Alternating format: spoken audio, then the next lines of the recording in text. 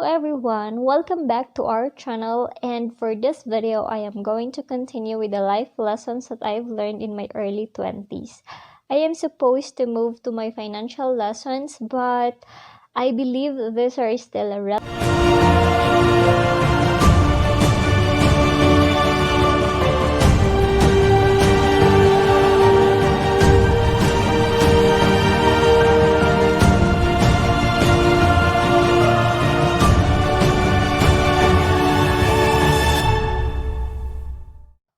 Lesson number 7 is build your network or your connection. We should remember and accept the reality that no one is an island. In this lifetime, we need people's help. We cannot do things by ourselves. And yeah, we never know. We never know when we will need someone else. And for us to build our network, I would recommend, especially if you are still studying, try to join the different organizations, be active on your school activities. That is where, or one of the best way to know and meet people. Not just in school, but also if you are working, try to join. Also, there are a lot of organizations out there where we can expand our horizon. Let's not just focus on the environment that we are used to. Let's go out of our comfort zone and meet a lot of people. Meeting people, hearing their stories is awesome. It will help you to widen your perspective, at the same time to see the world that you never know exists. Diba? Ang dami. There are a lot of things to discover and a lot of things to learn from other people as well. Lesson number 8. Don't make decisions, small or major decisions, when you are at the highest or at the lowest of your emotions. Every time we are at that moment, our mind is, being clouded. We are just being focused on what we feel at the moment. Ako usually, yung nafe-feel ko is down, lowest moments. And every time I am at that lowest point of my emotions, I would just like to run away. Just wanna give up everything and just run away. Just wanna evaporate, mga ganon. Just wanna resign from my work. Yeah, I'm really glad I didn't do that. But there are a lot of times wherein I started already typing my resignation letter and everything. But then, let us remember that the decisions that we make during those times, are not wise because it lacks wisdom and discernment.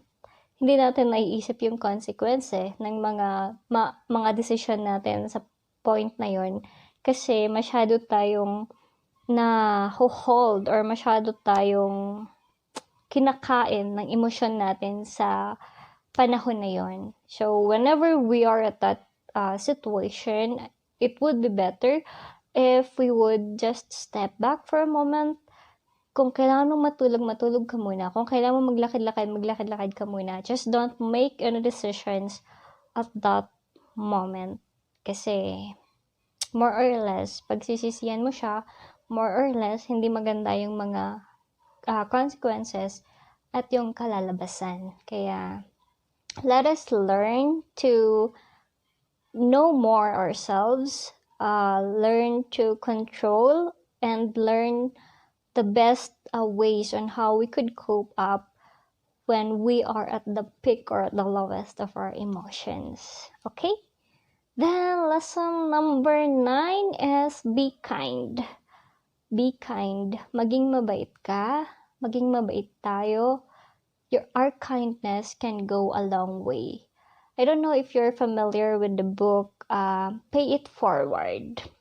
Since I read that book, it changed my life. It changed how I see things.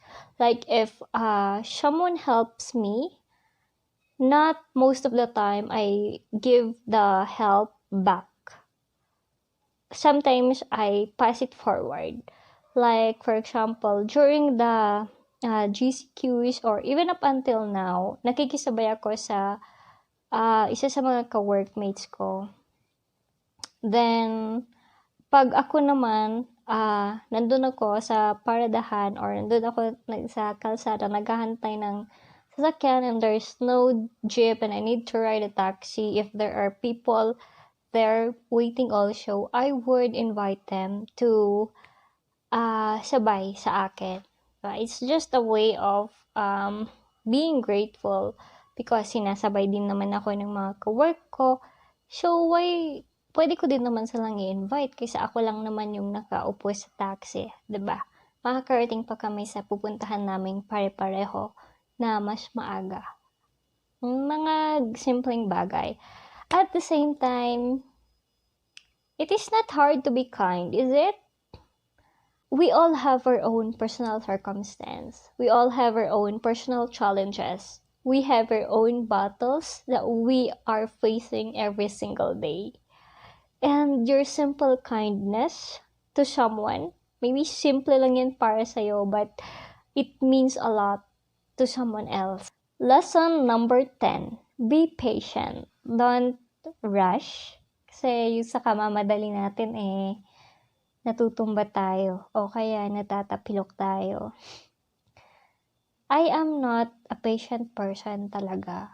Like, kung pwede ngang ura-urada, meron na, mga ganon.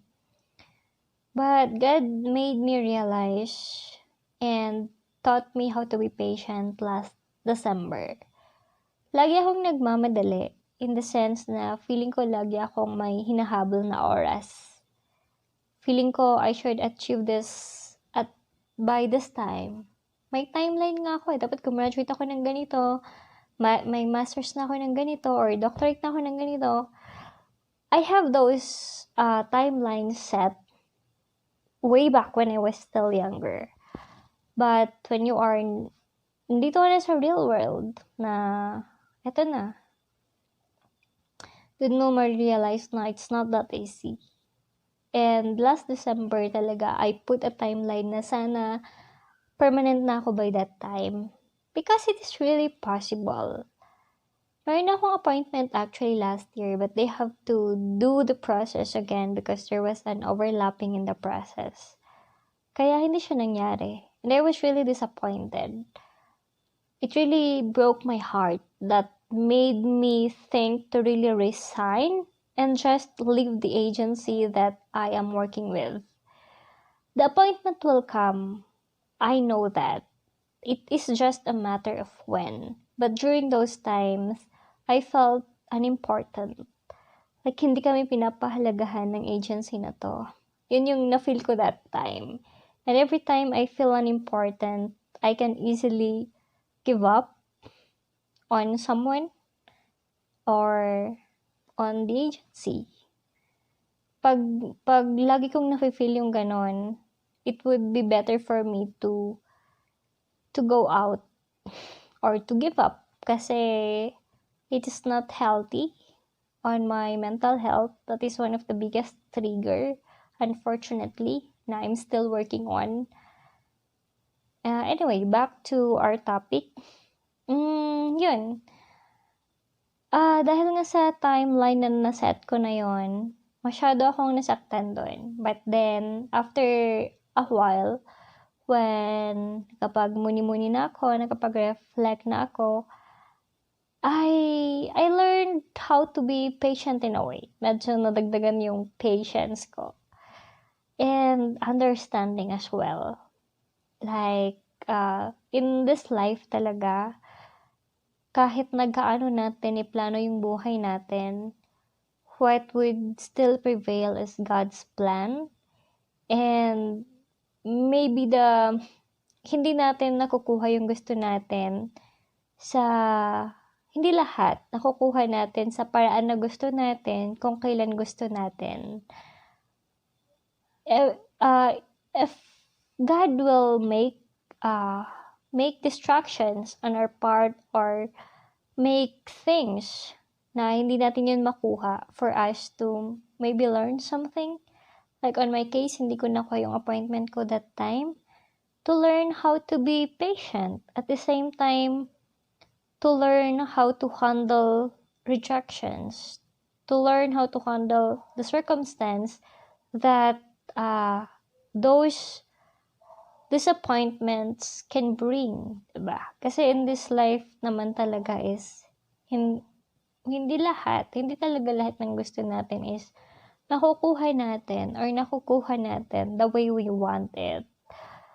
And yun, I believe that things bad or good happens for a reason talaga. Na may gusto pa munang ituro sa atin si Lord bago niya ibigay yung hinihiling natin. Diba? Kaya life is beautiful. I hope that in this simple video, me sharing the lessons that I learned also helped you in any way. And yun, I'll end it here. So, for our next video, let's go na sa financial lessons. Bye-bye!